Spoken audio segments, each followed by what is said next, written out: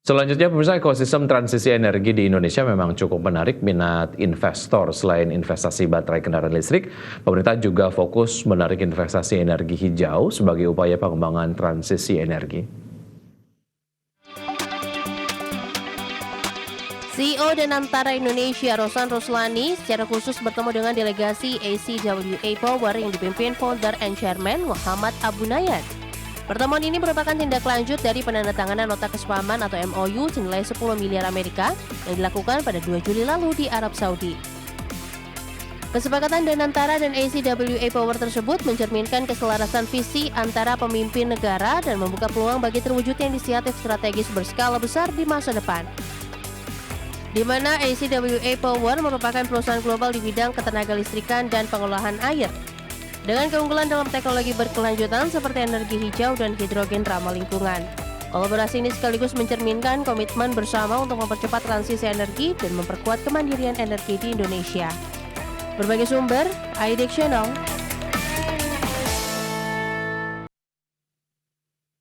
Sementara itu pemirsa, Komisi 6 DPR RI menilai potensi besar sumber daya mineral berbasis energi yang dimiliki Indonesia sangat menarik minat investasi asing cukup besar. Menurut anggota Komisi 6 DPR RI Adi Satria Suryo Sulisto mengatakan bahwa transisi energi membutuhkan investasi yang cukup besar, di mana investasi sektor transisi energi akan memberikan dampak positif dalam mewujudkan ketahanan energi secara nasional. Untuk itu, Adi Satria menegaskan agar pemerintah fokus melakukan pemenuhan pendanaan dalam proyek transformasi energi dengan menggait investasi sebesar-besarnya. Pertamina ini memang bisa juga melakukan joint venture dengan perusahaan-perusahaan multinasional yang memiliki teknologi dan juga bisa memberikan pendanaan ya, supaya resikonya bisa dibagi dengan mitra lain. Itu yang pertama. Yang kedua, terkait juga dengan nilai investasi dan pengembaliannya ya. Karena ini listrik juga untuk masyarakat, kan nilainya tidak bisa terlalu mahal ya. Sehingga dengan nilai yang tidak terlalu mahal, pengembalian investasinya kan tentu jadinya semakin lama.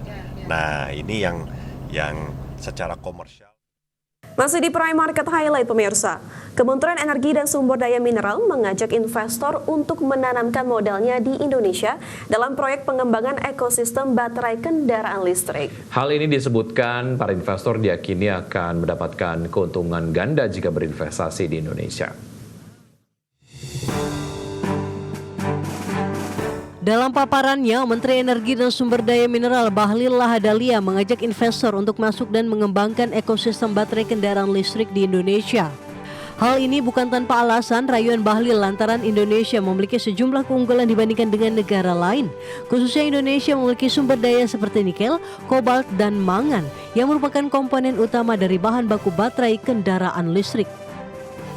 Terlebih Indonesia menjadi salah satu negara dengan cadangan nikel terbesar di dunia, sehingga dengan adanya sumber daya alam yang mumpuni, diyakini biaya produksi di tanah air lebih murah dibandingkan tempat lain.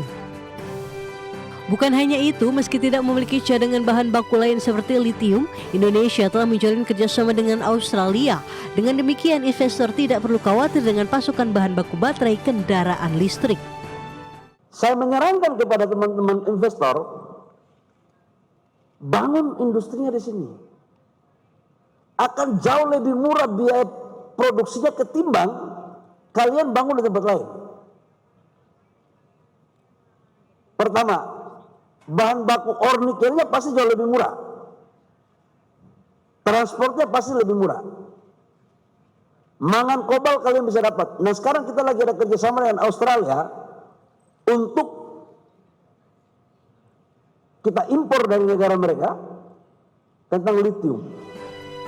Di sisi lain, Indonesia juga masih berkomitmen penuh dengan net zero emission pada tahun 2060, sehingga pemerintah terus mendorong penggunaan kendaraan listrik guna menekan emisi.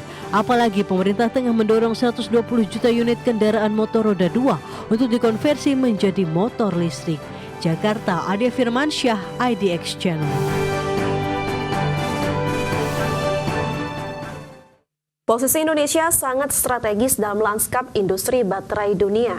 Oleh sebab itu, Asosiasi Ekosistem Baterai Indonesia atau ID Battery meminta pemerintah melakukan percepatan pembangunan ekosistem baterai yang terintegrasi, berkelanjutan, dan inklusif. Ketua Umum Asosiasi Ekosistem Baterai Indonesia, Reynaldi Istanto, dalam acara International Battery Summit 2025 menegaskan bahwa Indonesia siap menjadi pionir dalam pembangunan ekosistem baterai kendaraan listrik.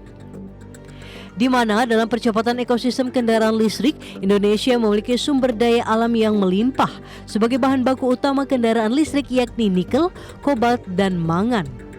Reynaldi menyebutkan saat ini pemerintah menargetkan pembangunan pembangkit listrik tenaga surya atau PLTS dengan kapasitas 100 gigawatt yang akan menjadi pasar besar bagi industri baterai dalam negeri. Di sisi lain, dengan adanya investasi Huayou dengan Antam dan Indonesia Battery Corporation dengan total investasi sekitar 8 miliar dolar Amerika, diyakini bakal menjadikan Indonesia sebagai negara pertama yang membangun ekosistem baterai mobil yang terintegrasi dan selesai pada tahun 2027 mendatang. ID Battery optimis Indonesia bisa menjadi tujuan utama investasi yang efisien karena bahan baku hingga ekosistemnya sudah tersedia. Jakarta, Ade Firmansyah, IDX Channel. Kementerian Perdagangan menyita barang impor yang tidak sesuai dokumen yang sah atau standar nilai Indonesia dengan total senilai 26,4 miliar rupiah. Ya, barang-barang yang disita ini merupakan hasil dari pengawasan tata niaga impor setelah melalui kawasan Pabean sepanjang Januari sampai Juli 2025.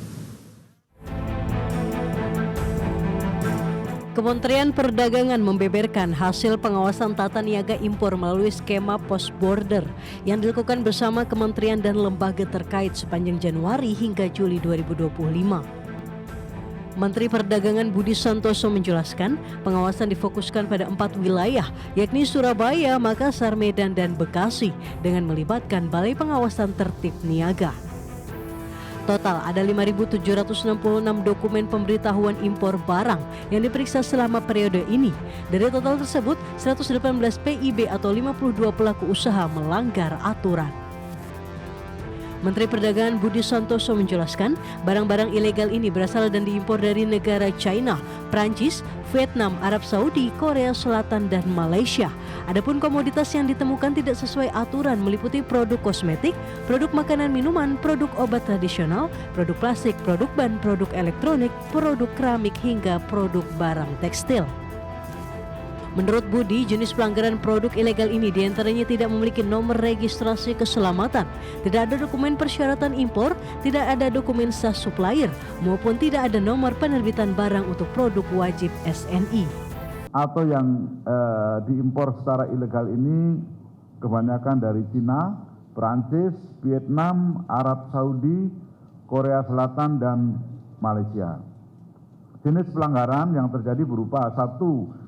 Tidak dilengkapi dokumen persetujuan impor, tidak dilengkapi dokumen laporan surveyor, tidak dilengkapi izin tipe UTTP, atau tidak dilengkapi nomor pendaftaran barang atau NPB untuk produk wajib SNI.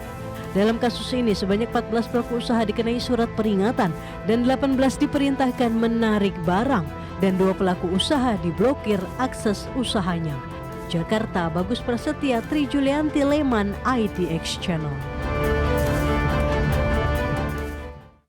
Pemirsa, Komisi Pemberantasan Korupsi memanggil mantan-mantan Menteri Agama Yakut Holil Komas terkait dugaan korupsi kuota haji. Informasinya akan kami hadirkan usai jeda berikut, tetap bersama kami.